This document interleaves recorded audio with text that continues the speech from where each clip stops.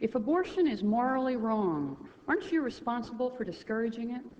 One of the great things about our nation, Sally, is that we're each entitled to have strong personal beliefs, and we encourage other people to do the same.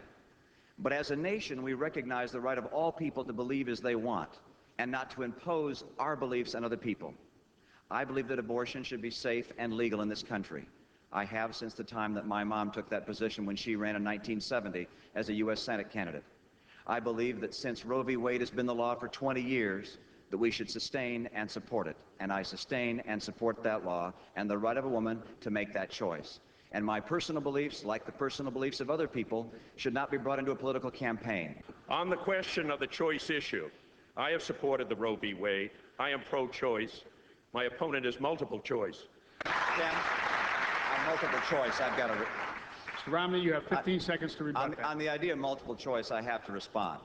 I have my own beliefs, and those beliefs are very dear to me. One of them is that I do not impose my beliefs on other people. Many, many years ago, I had a dear, close family relative that was very close to me who passed away from an illegal abortion.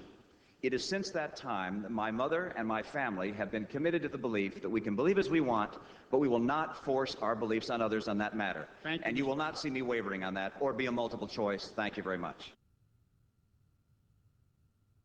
Mr. Romney, you say you're a moderate on social issues, one who will defend abortion rights, equal rights for women, for blacks, and for gays. In fact, you say you will do more to promote gay rights than Senator Kennedy. You also sit on the National Executive Board of the Boy Scouts of America, which has an exclusionary policy banning gay members. Do you support that policy? And if not, have you ever done anything as a board member to oppose it? I believe that the Boy Scouts of America does a wonderful service for this country. I support the right of the Boy Scouts of America to decide what it wants to do on that issue. I feel that all people should be allowed to participate in the Boy Scouts regardless of their sexual orientation.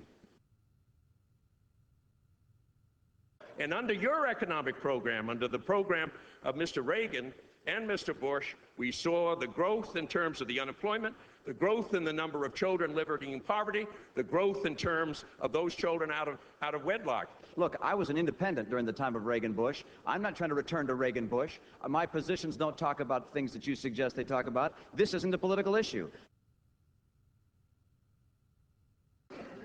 Women are concerned about the glass ceiling. Women that I have seen in organizations have not been able to have the opportunity they deserve to have in getting ahead in organizations. If we're going to compete as a nation, we've got to draw upon the skills of women and minorities. And I see organizations from the federal government to corporations that are not drawing on the skills and abilities of women and minorities. Let me assure you, Senator, that my entire life has been one of working with women and helping women through the glass ceiling. I believe that public companies and federal agencies should be required to report in their annual 10K the number of minorities and women by income group within the company, so we can identify where the glass ceiling is and break through it. And I think that the market of America will say that company has not promoted women, has not promoted minorities, and will put pressure on American corporations and agencies to respond. What is your greatest personal failing, and how have you attempted to deal with it? One of the challenges of life in this society today is the burden of occupation. And I've been very busy in my work. I have a wonderful family. I'm very busy there. But you'd grow too far apart from the people you care about. And that's, after all, how we're going to be judged in this life, what we've done for other people. And so I spent 2.5 years at the early part of my life living with the poor and serving with the poor. And when I came here to Massachusetts, we decided that one day each week I would give in service to people less fortunate than myself. I've spent hours and hours, hundreds of hours in hospitals across the state from Worcester to Boston, working with sick people, talking to them, consoling them. Mr. Romney, can I interrupt you? This was a question about your greatest personal failing. My greatest...